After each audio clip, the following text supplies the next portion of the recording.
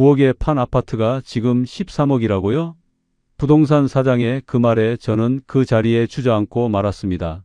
2년을 어떻게든 버텼지만 결국 3년 차에 포기하고 올라온 사이에 몇 억씩 오른 거예요. 제가 몇 억 주고 산 충북 전원주택은요? 지금도 아무도 안 산다더군요. 환갑을 넘긴 나이에 퇴직금과 살던 아파트까지 팔아서. 손에 쥔 돈이 10억이 훌쩍 넘었을 때만 해도 자신 있었습니다. 이제 걱정 없이 살겠다. 아내와 그렇게 말했어요.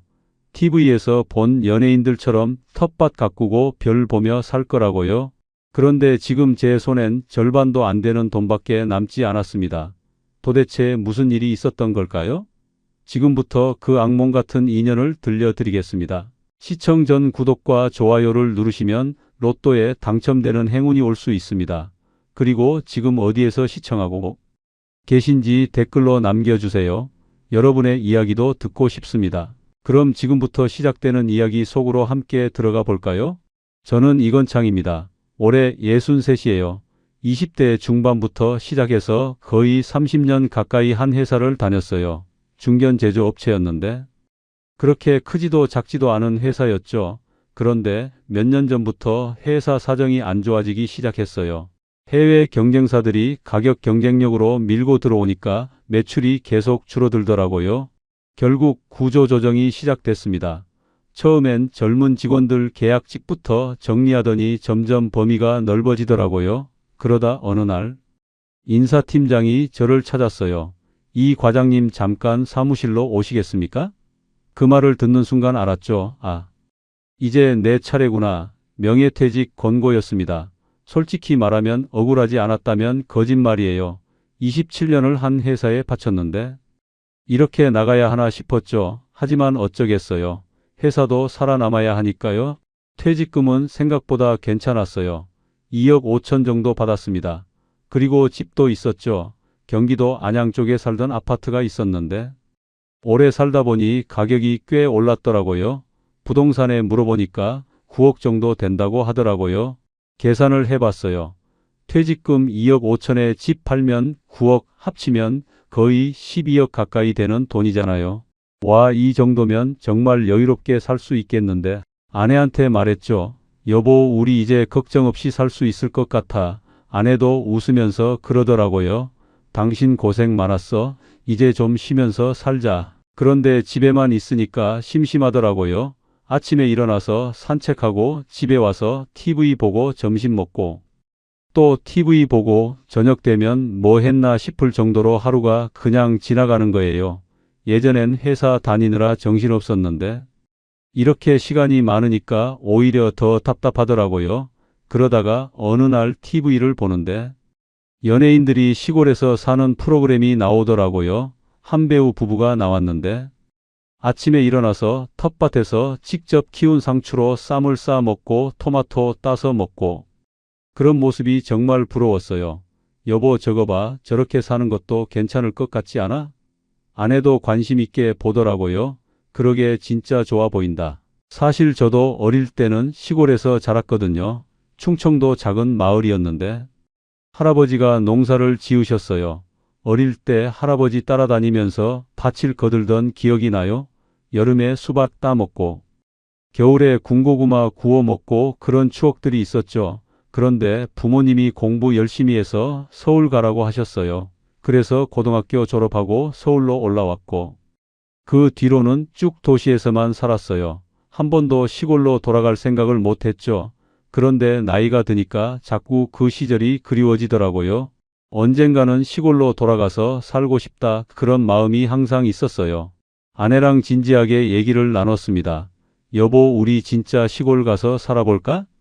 아이들도 다 독립했잖아. 큰아들 준호도 결혼해서 따로 살고 있고 우리 둘만 있으면 되잖아. 아내도 찬성이었어요. 사실 아내도 시골 출신이었거든요.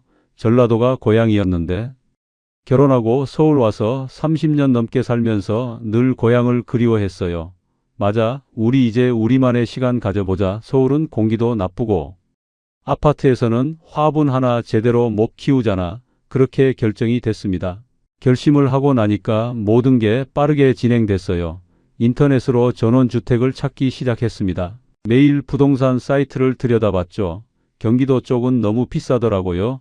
아파트 가격이랑 별 차이가 없었어요. 강원도는 겨울이 너무 춥다고 하더라고요. 그러다가 충청 쪽에서 괜찮은 집을 발견했습니다. 2층 전원주택인데 땅이 1000평 가까이 된다고 하더라고요. 사진으로 보니까 정말 예뻤어요. 빨간 지붕에 하얀 벽, 앞마당에는 잔디밭이 있고 뒤쪽에는 과수원까지 있더라고요. 가격도 생각보다 괜찮았어요. 여보, 이 집 어때? 사진 보여줬더니 아내도 눈이 반짝이더라고요. 와, 진짜 예쁘다. 우리 이 집 가서 살면 정말 좋겠다. 계산을 해봤어요. 퇴직금이랑 아파트 판 돈 합치면 10억이 훨씬 넘는데. 전원주택 사고도 충분히 남잖아. 한 달에 얼마씩 쓴다고 해도 한참을 살 수 있을 것 같았어요. 걱정 없겠는데? 정말 주변 사람들한테도 말했어요. 우리 시골로 내려간다고 다들 부러워하더라고요. 와, 부럽다. 우리는 언제 그렇게 살 수 있을까? 직장 동료들 모임에서도 화제였어요. 이 과장 진짜 제대로 놀고 먹겠네. 그런 말들을 들으면서 더욱 확신을 갖게 됐죠. 내 선택이 맞구나. 이제 정말 행복하게 살 수 있겠구나. 직접 보러 갔습니다. 아내랑 둘이서 차 타고 갔어요. 마치 여행 가는 기분이었죠. 고속도로를 달리면서 창밖에 펼쳐진 들판과 산을 보는데 마음이 뻥 뚫리더라고요. 여보, 진짜 시골 간다니까 설렌다. 이런 기분 오랜만이야. 아내도 웃으면서 그러더라고요. 우리 여행 가는 거 맞지? 진짜 새로운 인생 시작이네. 그렇게 웃고 떠들며 음악도 틀고 커피도 마시면서 신나게 갔어요. 그때는 몰랐죠. 그 길이 우리 인생을 바꿔놓을 줄은. 도착해서 보니까 와, 사진보다 훨씬 좋았어요. 공기는 맑고 조용하고 멀리 산이 보이고. 여보, 여기서 살면 정말 행복할 것 같아. 집주인이 나와서 이것저것 설명해 주더라고요. 지붕은 몇 년 전에 새로 했고 보일러도 그렇게 오래되지 않았고 수도도 잘 나온다고. 겨울에는 어떤가요? 물어봤더니 프로판 가스 쓰는데 괜찮다고 하더라고요. 그냥 믿었어요. 의심할 이유가 없었거든요. 집도 깨끗해 보였고 주변 환경도 좋았고 탑사 온 날은 날씨도 화창했고 봄 같은 기분이었어요. 집안을 둘러봤습니다. 거실도 넓고 방도 2개나 있고 주방도 깔끔하더라고요. 2층에 올라가니까 전망이 정말 좋았어요. 창문 밖으로 산과 들판이 한눈에 보이고 여보, 여기 서재로 쓰면 좋겠다. 책 읽으면서 이 풍경 보면 정말 좋을 것 같아. 마당도 나가봤어요. 잔디가 깔려 있고 뒤쪽으로 가니까 텃밭으로 쓸 수 있는 공간이 넓게 있더라고요.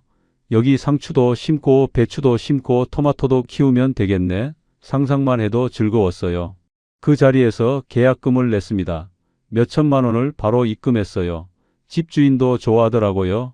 잘 오셨습니다. 여기서 행복하게 사세요. 이웃들도 다 좋은 분들이에요. 그때는 그 말을 믿었죠. 부동산 사장도 축하한다고 하더라고요. 좋은 선택하셨어요. 요즘 귀촌 많이 하시는데 이 집은 정말 괜찮은 집입니다. 집으로 돌아오는 길에 아내랑 계속 얘기했어요. 텃밭에는 뭘 심을까? 상추랑 배추는 기본이고 토마토도 심고 고추도 심어야지. 봄에는 꽃도 많이 심고 여름에는 수박도 키워보고 가을에는 고구마도 캐고 겨울에는 김장도 담그고 상상만 해도 즐거웠어요. 빨리 이사 가고 싶더라고요. 아내도 신이 나서 이것저것 계획을 세우더라고요. 마당에 평상도 하나 놓고 저녁에는 거기 앉아서 차 마시고 별도 보고 그래서 바로 아파트 매물을 내놨습니다. 다행히 금방 관심 있다는 사람들이 나타났어요. 위치가 좋은 곳이었거든요. 학군도 괜찮고 교통도 편하고 며칠 만에 계약이 됐어요. 가격도 생각했던 것만큼 받았고 한 달 뒤에 잔금 받기로 했어요. 모든 게 순조롭게 진행됐습니다. 큰아들 준호한테도 전화했어요. 준호야, 아빠 시골로 이사 간다. 네? 진짜요? 그래. 충청도 쪽으로 전원주택 샀어. 준호도 좋아하더라고요. 아빠 부럽다. 저도 나중에 그렇게 살고 싶어요. 가끔 놀러와. 공기도 좋고 조용하고 정말 좋더라. 알겠습니다. 꼭 갈게요. 이사 날짜도 잡았습니다. 이른 봄에 가서 텃밭 준비를 하고 싶었거든요. 짐을 정리하면서도 설렜어요. 30년 가까이 살던 아파트를 떠나는데도 전혀 아쉽지 않았어요. 오히려 새로운 인생이 시작된다는 기대감뿐이었죠. 버릴 것도 많았어요. 도시 생활하면서 모은 온갖 물건들, 이제는 필요 없을 것 같았거든요. 시골 가면 소박하게 살 거니까. 이사 전날 밤에 아내랑 아파트 베란다에 앉아서 야경을 봤습니다. 서울 불빛이 반짝이는 걸 보면서 여보 이제 이런 풍경은 안 보겠네. 아쉽지 않아?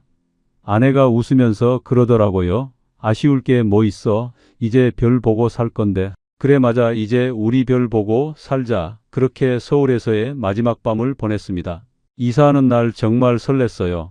이사 트럭이 도착하고 짐을 싣고 마지막으로 아파트를 둘러봤어요. 그동안 고마웠어. 여기서 참 좋은 추억 많았지. 하지만 이제 새로운 곳에서 더 좋은 시간을 보낼 거야. 차에 타서 출발했습니다. 고속도로를 달리면서 점점 도시가 멀어지고 자연이 가까워지는 게 느껴졌어요. 시골집에 도착했을 때 오후였어요. 햇살이 따뜻하게 내리쬐고 바람은 선선하고 이사 트럭에서 짐을 내리는데 동네 사람들 몇 명이 구경하러 나오더라고요. 어서 오세요. 잘 오셨어요. 반갑게 인사해 주셔서 기분이 좋았어요. 옆집 아저씨도 나와서 인사하셨어요. 저는 최영호라고 합니다. 옆집 사는데 뭐 필요한 거 있으면 언제든지 말씀하세요. 감사합니다. 잘 부탁드립니다. 짐을 다 드리고 나서 집안을 정리했어요. 아내랑 둘이서 이것저것 자리를 잡고 커튼도 달고 가구도 배치하고 시간 가는 줄 몰랐어요. 저녁 무렵이 되니까 배가 고프더라고요. 여보 뭐 먹을까? 근처에 식당이 있으려나? 차 타고 나가봤더니 꽤 멀리 가야 작은 식당이 하나 있더라고요. 그날은 간단하게 먹고 들어왔습니다. 첫날 밤은 정말 특별했어요. 불을 다 끄고 밖에 나가봤는데 별이 쏟아지더라고요. 서울에서는 절대 볼 수 없는 풍경이었어요. 아내 불러서 같이 봤죠. 여보 이것 봐. 별이 정말 많아. 아내도 감탄하더라고요. 와 정말 대박이다. 이렇게 많은 별은 처음 봐. 마당에 의자 2개 갖다 놓고 한참을 별을 봤습니다. 아무 말 없이 그냥 하늘만 쳐다봤어요. 별똥별도 보이더라고요. 여보 저기 별똥별 소원 빌어. 웃으면서 소원을 빌었죠. 우리 여기서 행복하게 오래오래 살자.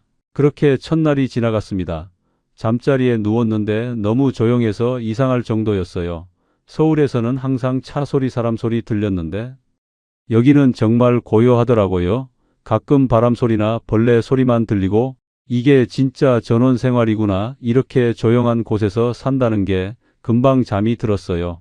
아침에는 새 소리에 눈을 떴어요. 알람 없이 자연스럽게 일어나는 게 이렇게 좋은지 몰랐어요. 시계를 보니까 아침 6시쯤이었어요. 창문을 여니까 신선한 공기가 확 들어오더라고요.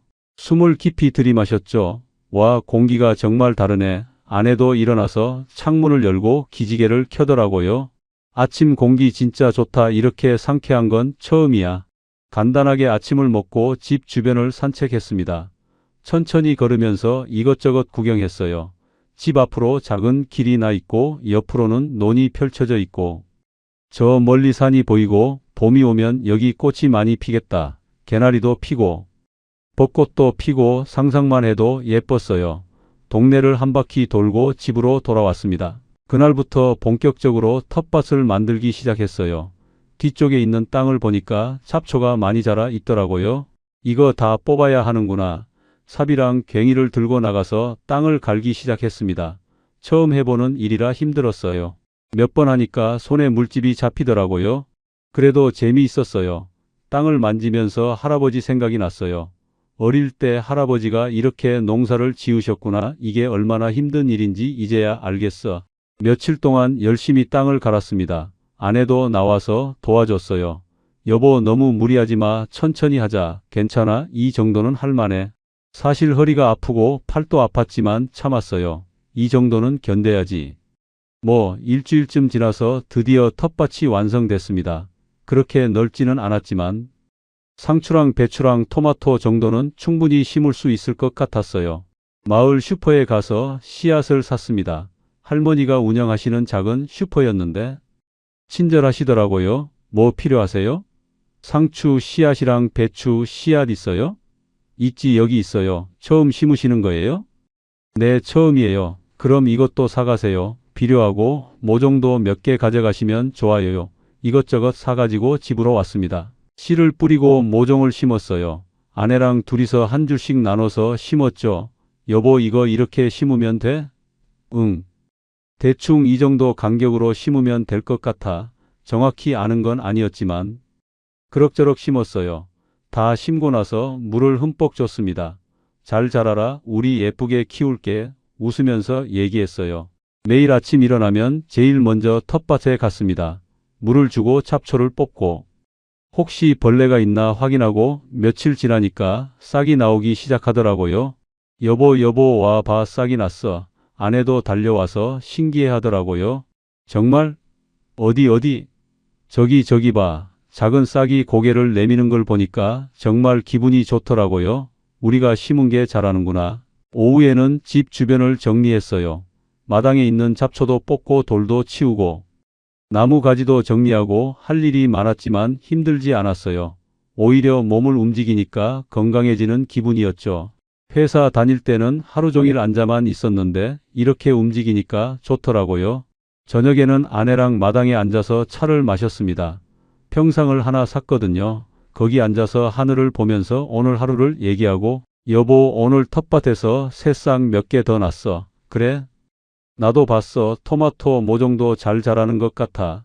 별것 아닌 얘기들이었지만 행복했어요. 주말에는 큰아들 준호가 놀러 왔습니다. 아빠, 여기 정말 좋네요. 그치? 공기도 좋고 조용하지? 준호가 집을 둘러보더니 감탄하더라고요. 저도 나중에 이런 데서 살고 싶어요. 웃으면서 얘기했죠.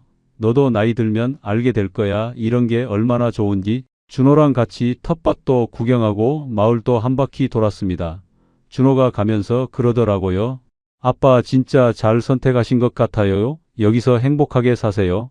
한 달이 정말 빨리 지나갔어요. 매일매일이 새로웠고 지루할 틈이 없었어요. 아침에 일어나서 텃밭 돌보고 점심 간단하게 먹고 오후에는 산책하거나 집 주변 정리하고 저녁에는 아내랑 이야기하고 이런 생활이 계속될 줄 알았어요. TV에서 본 것처럼 말이에요.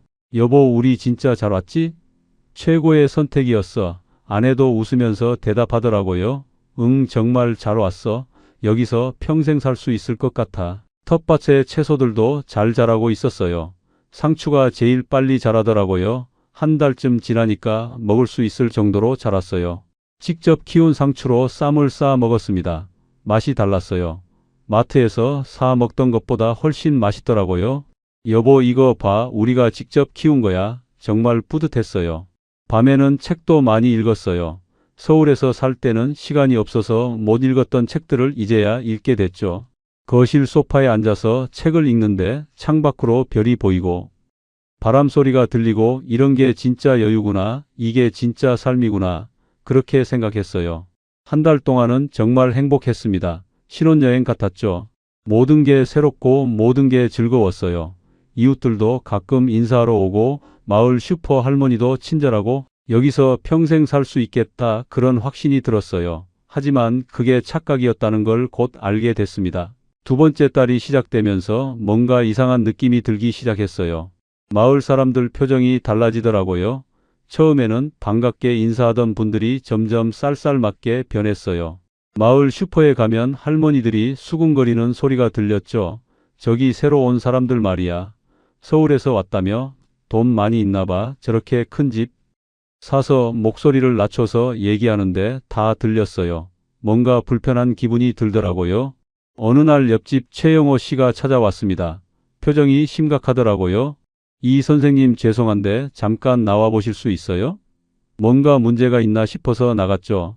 담장 쪽을 가리키면서 얘기하더라고요.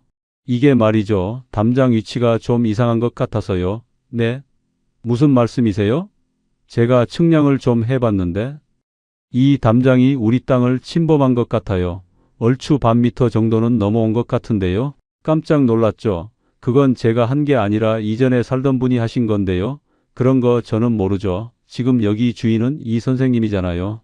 그러면서 측량비랑 담장 다시 세우는 비용을 내라고 하더라고요. 계산해 보니까 몇백만 원이 나왔어요. 어쩔 수 없이 돈을 냈습니다. 따지고 싸우기도 싫었고 앞으로 같이 살아야 하는 이웃이니까요. 하지만 기분은 정말 나쁘더라고요. 그런데 며칠 뒤에 또 찾아왔어요.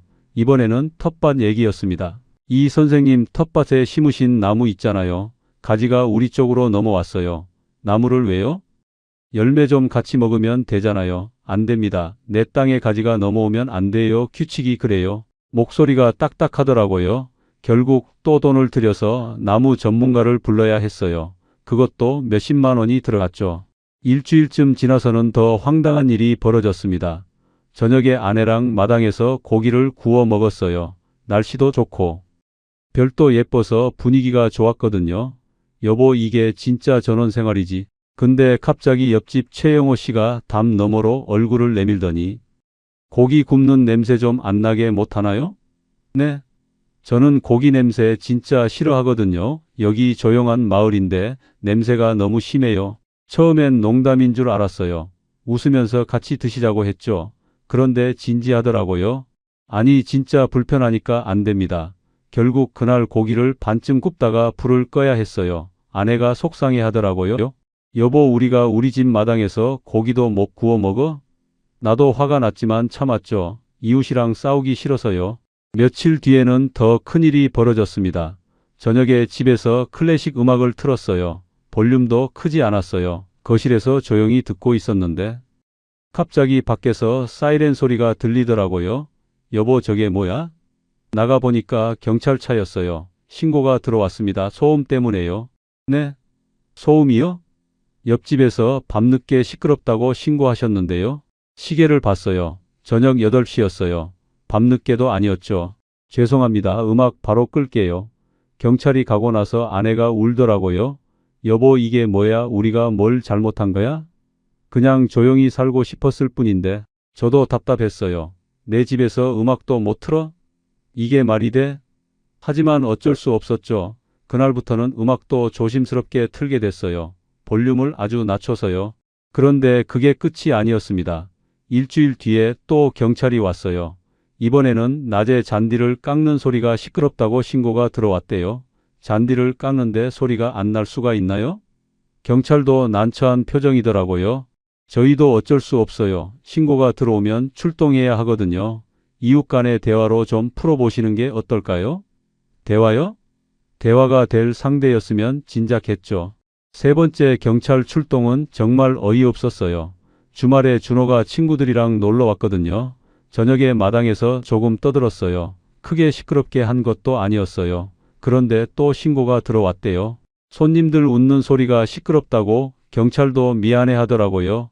죄송합니다. 너무 자주 오게 돼서. 아니에요. 괜찮아요. 저희가 조심할게요. 준호가 가면서 그러더라고요. 아빠, 여기 너무 심한 거 아니에요? 옆집이 이상한 것 같은데. 그러던 어느 날 마을 이장님이 찾아왔습니다. 김대수라고 하는 분이었는데 나이가 70 정도 돼 보였어요. 이 선생님, 마을 규칙 좀 설명드리려고 왔습니다. 앉으시죠. 차라도 한 잔 드릴게요. 아니에요. 간단하게 얘기하고 갈 테니까요. 마을 회비가 한 분기에 얼마씩 나간다고 하더라고요. 그리고 마을 행사 때마다 참석해야 하고 대청소나 길 닦기 같은 것도 의무라고요. 서울 아파트에서 살 때는 관리비만 내면 됐는데 여기는 이것저것 많더라고요. 참여 안 하시면 좀 불편하실 수 있어요. 뭔가 협박 같은 느낌이었어요. 알겠습니다. 열심히 참여할게요. 이장님이 가고 나서 아내가 한숨을 쉬더라고요. 여보, 여기 생각보다 복잡하네. 그냥 조용히 살 줄 알았는데. 그리고 가을이 지나고 겨울이 왔습니다. 11월 중순쯤부터 추워지기 시작하더라고요. 난방을 켰어요. 프로판가스 보일러였죠. 처음에는 별 생각 없었어요. 그런데 12월 초에 가스비 고지서를 받고 깜짝 놀랐습니다. 거의 100만 원 가까이 나온 거예요. 이게 뭐야? 잘못 나온 거 아니야? 가스업체에 전화했더니 정상이라고 하더라고요. 전원주택은 단열이 잘 안 돼서 그렇고 프로판가스가 도시가스보다 훨씬 비싸다고요. 서울 아파트에서 살 때는 겨울에 한 달에 20만 원 정도였는데 여기는 5배가 넘게 나오는 거예요. 이거 매달 이렇게 나오면 어떡하지? 아내도 걱정하더라고요. 여보, 난방을 좀 줄여야 할 것 같아. 그래서 보일러 온도를 낮췄어요. 그런데 집이 너무 추운 거예요. 특히 밤에는 정말 추웠어요. 이불을 두껍게 덮어도 춥더라고요. 12월 말에 또 고지서가 왔는데 이번에는 100만 원이 넘었어요. 온도를 낮췄는데도 말이에요.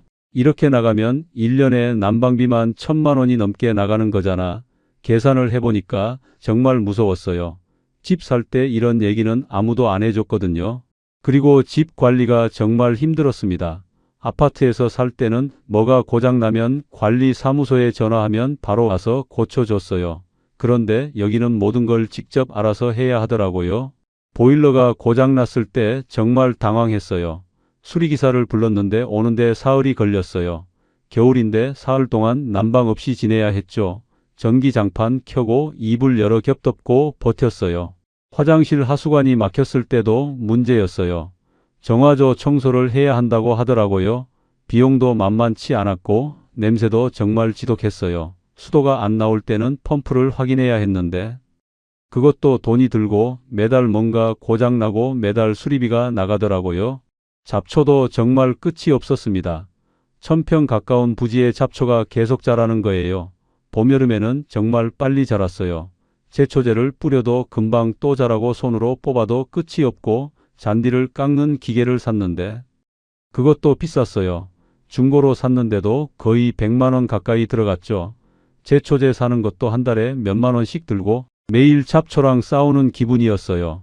아침에 일어나서 몇 시간씩 잡초를 뽑고 허리는 아프고 손에는 물집이 잡히고 이게 전원생활이야? 이게 힐링이야? 점점 회의가 들기 시작했어요. TV에서 본 것처럼 여유롭게 텃밭 가꾸고 책 읽고 그런 거 아니었어요. 매일 뭔가와 싸우고 있는 기분이었죠. 통장 잔고도 점점 줄어들었어요. 담장 수리비, 집 수리비, 난방비, 생활비, 매달 나가는 돈이 생각보다 훨씬 많았어요.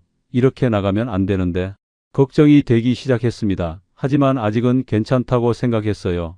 돈이 충분히 있으니까 조금만 절약하면 되겠지. 그렇게 버텼습니다. 첫 겨울이 정말 추웠어요. 생각보다 훨씬 추웠습니다. 1월이 되니까 영하 10도 밑으로 내려가는 날이 많았어요. 서울도 춥긴 했지만 여기는 바람까지 세게 불어서 체감 온도가 훨씬 낮았죠. 집 안에 있어도 춥고 밤에는 정말 견디기 힘들 정도였어요. 어느 날 밤에 눈이 내리기 시작했습니다. 창문 밖을 보니까 하얀 눈이 펑펑 쏟아지더라고요. 여보, 눈 온다. 눈. 처음에는 예뻐 보였어요. 하지만 아침에 일어나서 밖을 보니까 생각이 달라졌습니다. 마당에 눈이 무릎까지 쌓여 있는 거예요. 이거 치워야 하는데 시계를 보니까 새벽 5시쯤이었어요. 아내는 아직 자고 있었어요. 혼자 일어나서 옷을 두껍게 입고 밖으로 나갔습니다. 눈 치우는 삽을 들고 마당으로 나갔죠. 숨을 들이마시니까 코가 얼얼하더라고요. 정말 추웠어요. 하지만 이거 안 치우면 나중에 더 힘들 것 같았거든요. 삽으로 눈을 떠서 옆으로 치우기 시작했습니다. 처음에는 괜찮았어요. 눈도 생각보다 가볍고 할만하다고 생각했죠. 1시간쯤 했을까요? 조금씩 힘들어지기 시작했어요. 허리도 아프고 팔도 아프고 하지만 거의 다 치웠으니까 조금만 더 하면 되겠다 싶었어요. 집 앞쪽을 거의 다 치우고 뒤쪽으로 갔습니다. 그런데 그때였어요. 발을 헛디뎠어요. 눈 밑에 얼음이 있었나 봐요. 미끄러지면서 중심을 잃었죠. 아 하는 소리와 함께 넘어졌습니다. 쿵 하는 소리가 났어요. 그리고 다리에서 뚝 하는 소리가 들렸습니다. 순간 엄청난 통증이 몰려왔어요. 다리를 움직일 수가 없었어요. 아, 아파. 소리가 저절로 나왔습니다. 일어나려고 했는데 다리에 힘이 안 들어가더라고요. 이게 뭐야? 왜 이래? 땀이 식은 땀으로 바뀌었어요. 겨울인데도 땀이 비 오듯 쏟아졌죠. 주머니에서 핸드폰을 꺼냈습니다. 손이 떨려서 제대로 누르기도 힘들었어요. 119를 눌렀죠. 여보세요. 구급차 좀 보내주세요. 제가 넘어져서 다리를 다친 것 같아요. 위치가 어디세요? 충청 쪽인데요.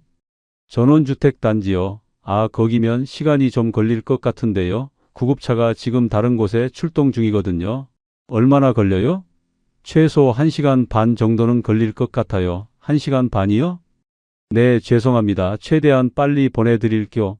전화를 끊고 나서 정말 막막했어요. 1시간 반을 이 추위에 여기 누워 있어야 한다고? 다리는 점점 더 아프고 몸은 점점 더 추워지고 아내를 불러야 하나 생각했지만 목소리가 잘 안 나왔어요. 통증 때문에 제대로 소리를 지를 수가 없었거든요. 그냥 여기 누워서 기다릴 수밖에 없었어요. 눈은 계속 내리고 있었고 옷은 점점 젖어가고 있었습니다. 시간이 정말 안 가더라고요. 핸드폰으로 시계를 보면 겨우 몇 분밖에 안 지났어요. 추위와 통증과 싸우면서 버텼습니다. 왜 여기 왔을까? 서울에 있었으면 구급차가 10분이면 왔을 텐데 후회가 밀려왔어요. 하지만 이미 늦었죠. 30분쯤 지났을 때 아내가 깨서 나왔습니다. 여보 어디 갔어? 밖에서 신음소리를 들었나 봐요. 마당으로 나와서 저를 발견하고 비명을 질렀어요. 여보 무슨 일이야? 달려와서 저를 붙들었죠. 다리 다쳤어. 구급차 불렀는데 1시간 반 걸린대. 뭐라고? 1시간 반이나? 아내가 담요를 가지고 와서 덮어줬어요. 추우면 안 되잖아. 옆에 앉아서 제 손을 잡아줬습니다. 괜찮아, 곧 올 거야. 하지만 아내 손도 떨리고 있었어요. 우리 둘 다 무서웠죠. 만약 구급차가 안 오면 어떡하지? 만약 다리가 심각하게 다친 거면 어떡하지? 1시간이 지나고 드디어 사이렌 소리가 들렸습니다. 구급차가 마을 입구에 들어오는 소리였어요. 조금만 참아 곧 온다. 구급대원들이 달려왔어요. 어디 다치셨어요? 다리요 움직일 수가 없어요.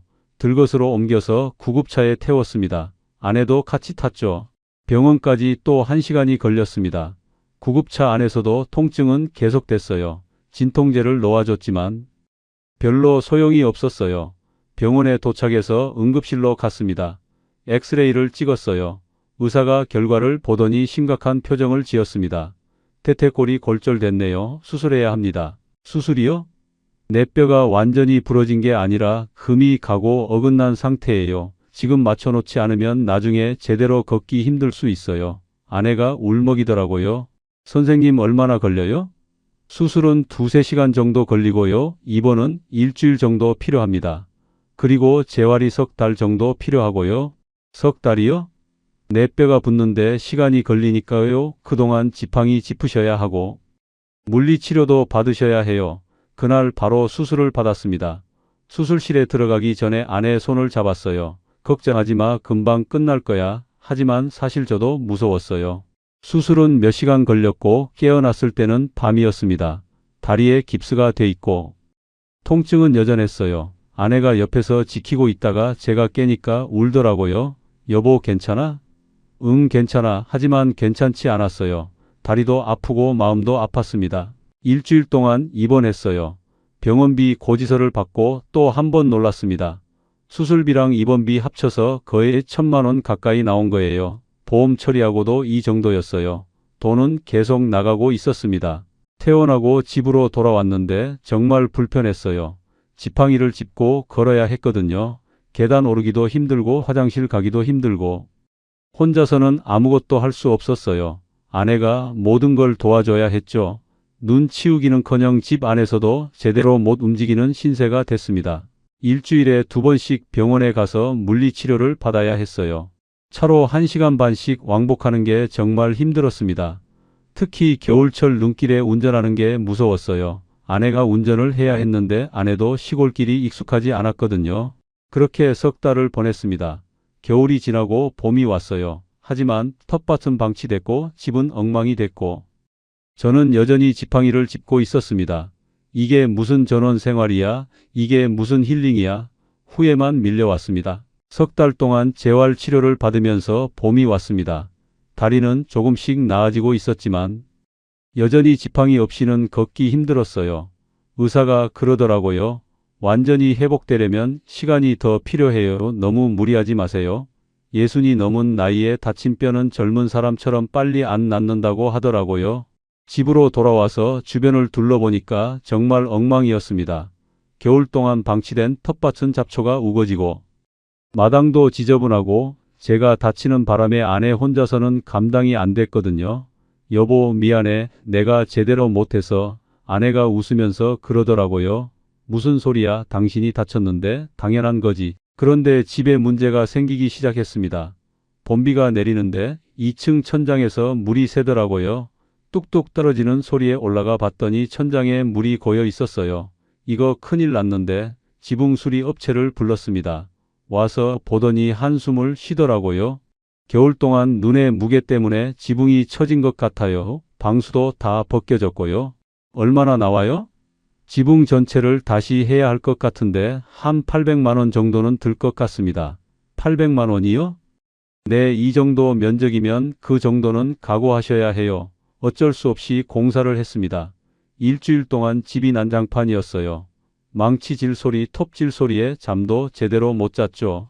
지붕 공사가 끝나고 얼마 안 있어서 이번에는 보일러가 완전히 고장났습니다. 아침에 일어났는데 물이 안 나오더라고요.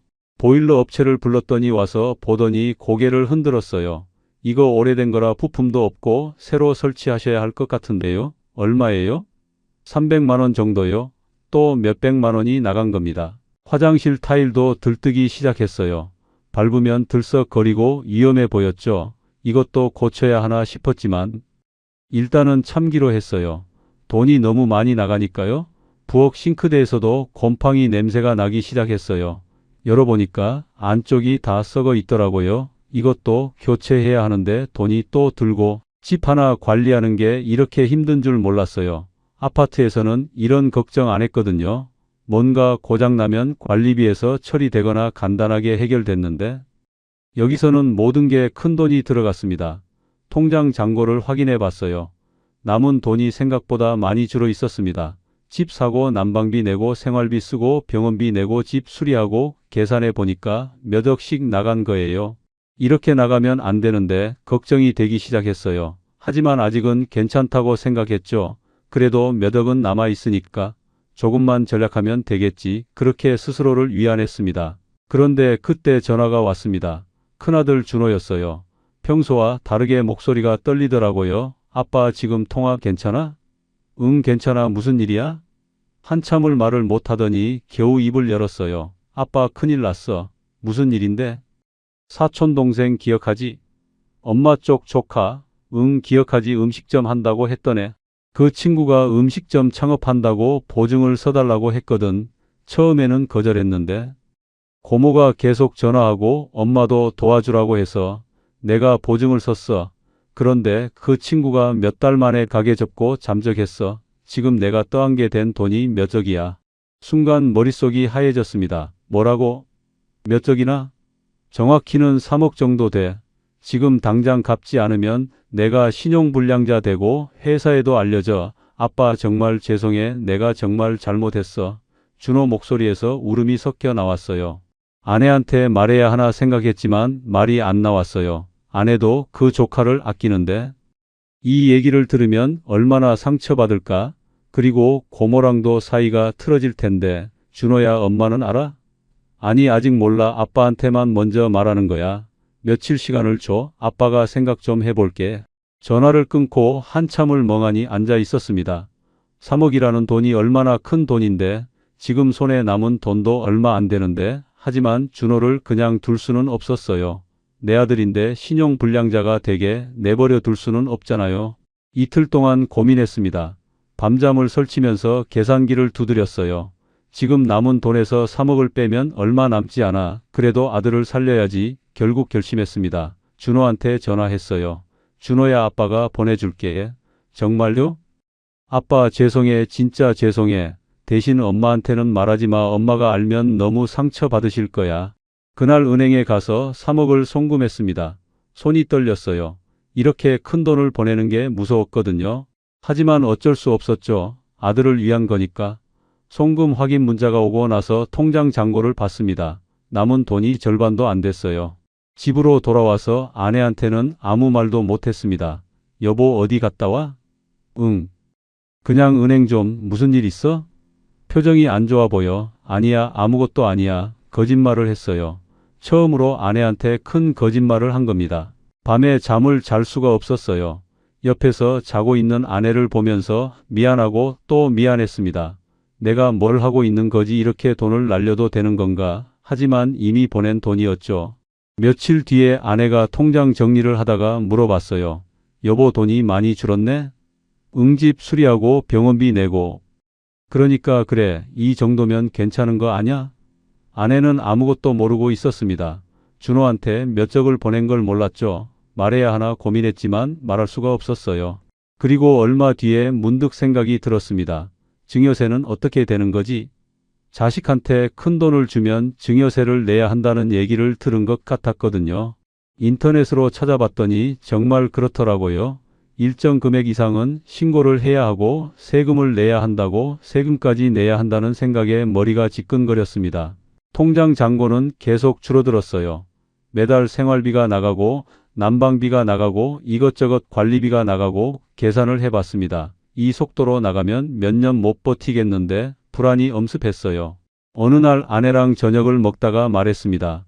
여보, 우리 집 팔까? 아내가 놀라서 저를 봤어요. 갑자기 무슨 소리야? 여기 생각보다 힘들잖아. 나도 다쳤고. 돈도 많이 나가고. 아내도 고민하는 표정이더라고요.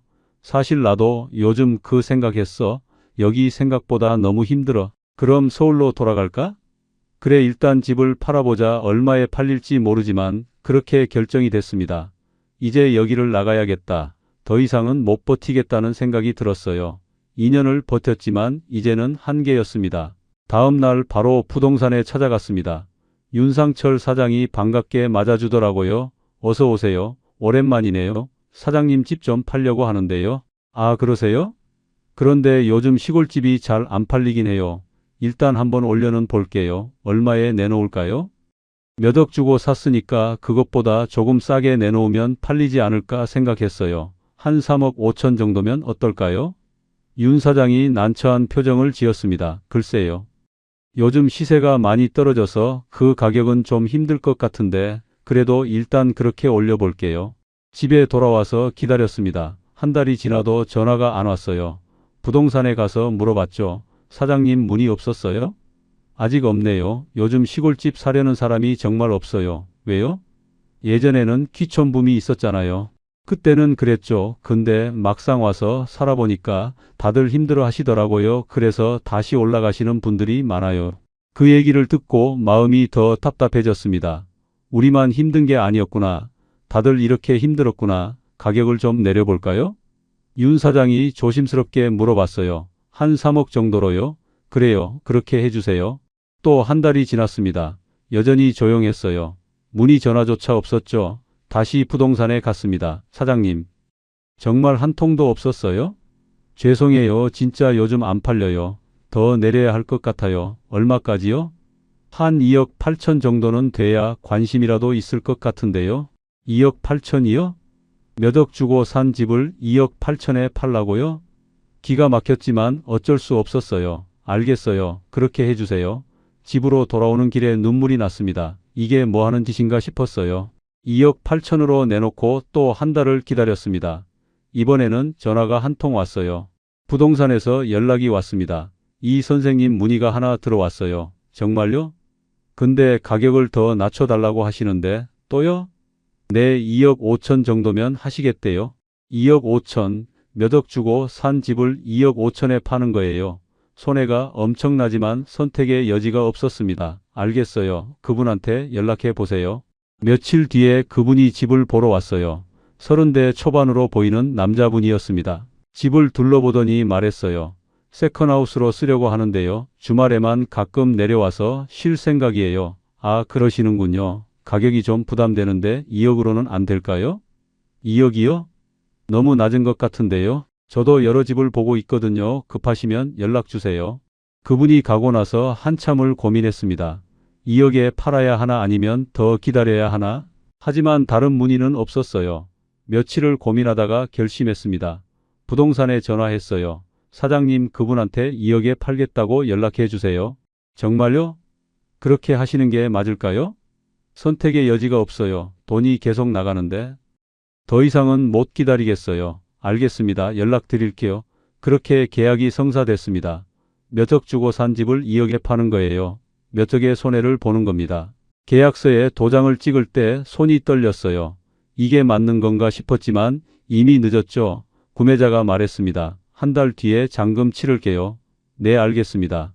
집으로 돌아오는 길에 아내가 울더라고요. 여보, 우리 뭘 한 거야? 이렇게 많은 돈을 날려버렸어. 나도 울컥했지만 참았습니다.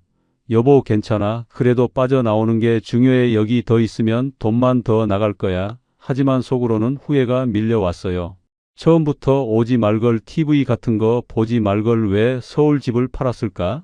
한 달 동안 짐을 정리했습니다. 몇 년 동안 모은 것들을 다시 박스에 담았어요. 텃밭에 심었던 채소들도 그냥 두고 가야 했죠. 정들었던 것들을 버리고 가는 기분이었어요. 하지만 아쉬움보다는 해방감이 더 컸습니다. 드디어 여기를 나가는구나. 잔금을 받는 날 부동산 사무실에 갔습니다. 구매자가 돈을 송금했어요. 통장에 2억이 들어왔습니다. 몇 억 주고 산 집인데 2억밖에 못 받았어요. 마음이 아팠지만 어쩔 수 없었죠. 그래도 현금화한 게 어디야. 이렇게라도 빠져나온 게 다행이야. 집 열쇠를 구매자한테 넘겨줬습니다. 잘 쓸게요. 네, 잘 쓰세요. 마지막으로 집을 한번 둘러봤어요. 몇 년 동안 살았던 집, 행복했던 순간도 있었고 힘들었던 순간도 있었던 집, 안녕, 인사를 하고 문을 닫았습니다. 이사 트럭에 짐을 싣고 출발했어요. 마을을 빠져나가면서 뒤를 돌아봤습니다. 저 산, 저 들판, 저 집들, 다시는 안 올 거야. 다시는 이런 곳에 살지 않을 거야. 그렇게 다짐했습니다. 고속도로를 달리면서 아내가 말했어요. 여보, 우리 서울 가면 어디서 살아? 일단 집부터 알아봐야지. 원래 살던 동네로 가보자. 예전 동네로 가면 편할 것 같았거든요. 친구들도 있고 익숙한 곳이니까. 차 안은 조용했습니다. 아무도 말이 없었어요. 각자 생각에 잠겨 있었죠. 나는 계속 계산을 했어요. 지금 손에 남은 돈이 얼마지? 2억에 팔고 원래 있던 돈까지 합치면 한 5억 정도 되나? 처음에 여억이 넘게 있었는데 반으로 줄었어. 절반을 날린 거야. 서울에 도착했습니다. 오랜만에 보는 서울이었어요. 복잡하고 시끄럽고 공기도 탁했지만 그래도 익숙했습니다. 이게 내가 살던 곳이지. 이곳이 좋아. 부동산을 찾아가기로 했습니다. 원래 살던 동네 부동산으로 갔죠. 사장님도 예전 그대로였어요. 이 선생님? 오랜만이에요. 오랜만입니다. 집 좀 알아보려고요. 아, 키촌 생활 정리하신 거예요? 네, 생각보다 힘들더라고요. 그런데 저희 원래 살던 아파트 있잖아요. 지금 시세가 어떻게 돼요? 궁금해서 물어봤습니다. 부동산 사장이 컴퓨터를 켜더니 검색을 했어요. 표정이 조금 이상하더라고요. 이 선생님, 그 아파트 언제 파셨죠? 몇 년 전에 9억에 팔았어요. 왜요? 사장이 화면을 돌려서 보여줬습니다. 지금 시세가 13억이에요. 13억이라고요? 제가 9억에 판 아파트가요? 네, 몇 년 사이에 많이 올랐어요. 이 동네가 재개발 얘기 나오면서 완전히 폭등했거든요. 순간 다리에서 힘이 빠졌습니다. 의자에 주저앉았어요. 몇 억이나 오른 거예요? 4억 정도요. 정확히는 4억 조금 안 되는데 거의 그 정도 올랐어요. 머릿속이 하얘졌습니다. 제가 9억에 판 아파트가 13억이 됐다고요? 몇 년 만에 4억이나 오른 거예요? 그럼 저는 지금 그 아파트에 살 수 없는 거잖아요. 아내도 충격받은 표정이었어요. 여보, 이게 무슨 일이야? 그럼 전세는 얼마예요? 혹시 전세로라도 들어갈 수 있을까 싶어서 물어봤습니다. 전세금이 8억 정도 해요. 8억이요? 네, 요즘 전세 가격도 많이 올라서 제가 가진 돈 전부를 전세금으로 넣어도 부족한 거였어요. 좀 더 저렴한 곳은 없을까요? 이 동네에서는 힘들 것 같고요. 좀 외진 곳으로 가시면 전세 4억 정도 되는 곳도 있긴 한데 4억을 전세금으로 내면 제 손에 남는 돈이 얼마 안 되잖아요. 그 돈으로 어떻게 살아요? 아내도 걱정스러운 표정이더라고요. 결국 월세를 알아보기로 했습니다. 같은 동네 주택가 쪽에 괜찮은 곳이 있어요. 다세대 건물인데 보증금 5천에 월세 70 정도요. 월세 70만 원이요? 네, 이 동네에서는 그 정도가 평균이에요. 30년 넘게 살던 동네에서 이제 남의 집 월세로 살아야 하는 거예요. 선택의 여지가 없었습니다. 일단 그걸로 해주세요. 며칠 뒤에 계약했어요. 다세대 주택 2층이었습니다. 방 2개의 작은 거실, 예전에 살던 아파트의 절반도 안 되는 크기였어요. 여보, 여기서 살아야 해? 아내가 울먹이더라고요. 일단 여기서 지내면서 천천히 알아보자. 이사를 했습니다. 짐을 풀면서 정말 한심했어요. 여억이 넘게 가지고 나갔다가 5억 정도만 들고 돌아온 거니까요. 계산을 해봤어요. 집 판 돈 9억 플러스 퇴직금 2억 5천에서 시작할 때 1억 반 정도 있었는데 지금 손에 남은 게 5억 정도면 절반 이상을 날린 거예요. 그것도 제가 몇 억 주고 산 집을 2억에 팔아서 그나마 이 정도지 집값까지 포함하면 손해가 어마어마한 거죠. 준호한테 보낸 몇 억도 있고 병원비도 있고 집 수리비도 있고 난방비도 있고 어디서부터 잘못된 건지 모르겠더라고요. 그리고 원래 살던 아파트가 4억이나 오른 걸 생각하면 기회비용까지 합치면 손해가 거의 10억에 가까운 거예요. 10억이라는 돈을 몇 년 만에 날린 겁니다. 믿을 수 있나요? 저는 평생 성실하게 살았어요. 투기도 안 했고 도박도 안 했고 그냥 TV 보고 꿈꿔서 시골로 간 것뿐이에요. 첫날 밤 잠을 잘 수가 없었습니다. 천장을 보면서 후회만 밀려왔어요. 왜 그랬을까? 왜 서울 집을 팔았을까? 왜 시골로 갔을까? TV를 왜 믿었을까? 하지만 이미 늦었죠. 돌이킬 수 없었습니다. 다음 날 통장 정리를 했어요. 남은 돈이 정확히 얼마인지 확인해야 했거든요. 이사 비용이랑 보증금 내고 나니까 손에 남은 현금이 5억이 채 안 됐어요. 이 돈으로 어떻게 살아야 하나 계산을 해봤습니다. 퇴직연금이 한 달에 120만 원 정도 나와요. 그런데 월세가 70만 원이니까 50만 원밖에 안 남는 거예요. 생활비는 어떻게 해요? 통장에 있는 돈을 조금씩 쓸 수밖에 없었죠. 한 달에 100만 원씩만 쓴다고 해도 5억이면 50년을 쓸 수 있으니까 괜찮을 거라고 스스로를 위안했습니다. 하지만 현실은 달랐어요. 생활비가 생각보다 많이 들었거든요. 병원도 가야 하고 약도 사야 하고 다리가 아직도 완전히 안 나아서 물리치료도 받아야 하고 매달 100만 원으로는 부족했어요. 150만 원 정도는 써야 했죠. 그렇게 몇 달을 보냈습니다. 좁은 방에서 지내면서 매일 통장 잔고만 확인했어요. 조금씩 줄어드는 숫자를 보면서 불안해졌습니다. 이러다가 다 떨어지면 어떡하지? 나이도 60이 넘었는데 일자리를 구할 수도 없고 다리도 아직 완전히 낫지 않았어요. 지팡이를 짚고 걸어야 했습니다. 계단 오르기도 힘들고 오래 걷기도 힘들고 63세 이렇게 됐어요. 몇 년 전만 해도 건강했는데 지금은 지팡이 없이는 못 다녀요. 어느 날 동네 도서관에 갔습니다. 시간도 보낼 겸 책도 볼 겸 갔는데 자원봉사자 모집 공고가 붙어 있더라고요. 도서 정리나 안내 같은 간단한 일이었어요. 신청했습니다. 돈은 안 되지만 집에만 있는 것보다는 나을 것 같았거든요. 일주일에 3번 도서관에 나갔습니다. 책을 정리하고 방문객들을 안내하고 간단한 일이었지만 그래도 뭔가 하는 기분이 들어서 좋았어요.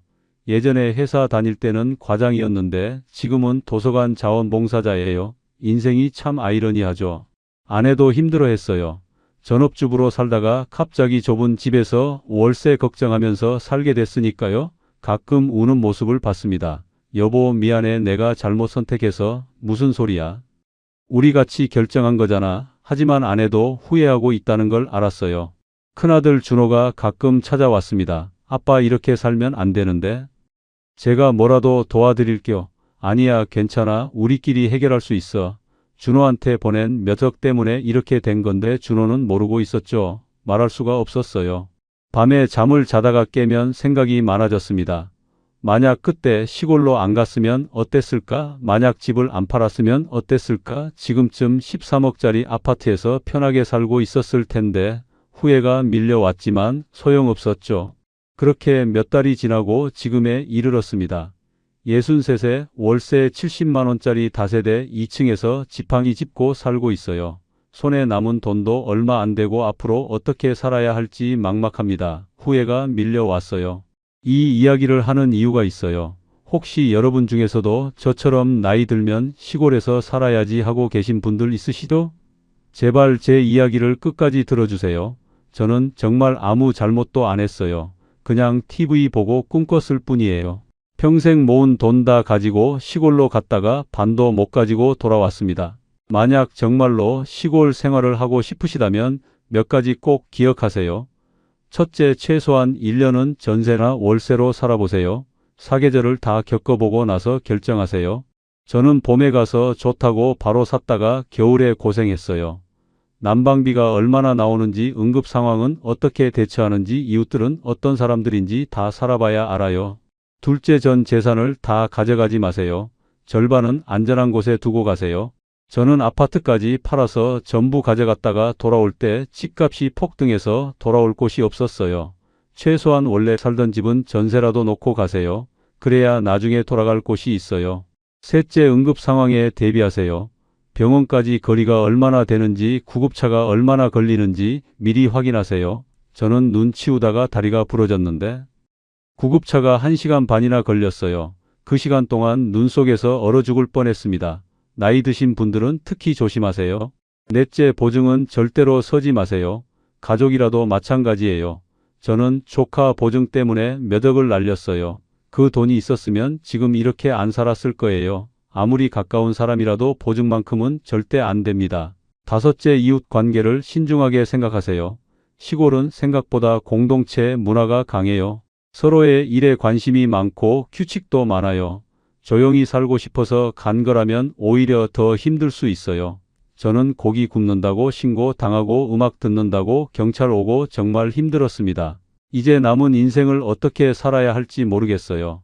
돈도 얼마 없고 건강도 안 좋고 집도 월세고 하지만 포기하지 않으려고 해요. 그래도 살아야죠. 아내랑 둘이서 조금씩 아껴 쓰면서 살아보려고 합니다. 여러분은 제발 제 같은 실수하지 마세요. 전원생활 꿈꾸지 마세요. TV는 TV일 뿐이에요. 현실은 정말 다릅니다. 나이 들수록 병원 가까운 곳에서 살아야 해요. 편의시설 가까운 곳에서 살아야 해요. 시골은 젊을 때나 가능한 거예요. 우리의 이 사연이 마음에 남았다면 좋아요를 눌러주세요. 그리고 소중한 사람들과 함께 이 이야기를 나눠주시길 바랍니다. 여러분의 한마디가 누군가에겐 큰 위로가 될 수 있습니다.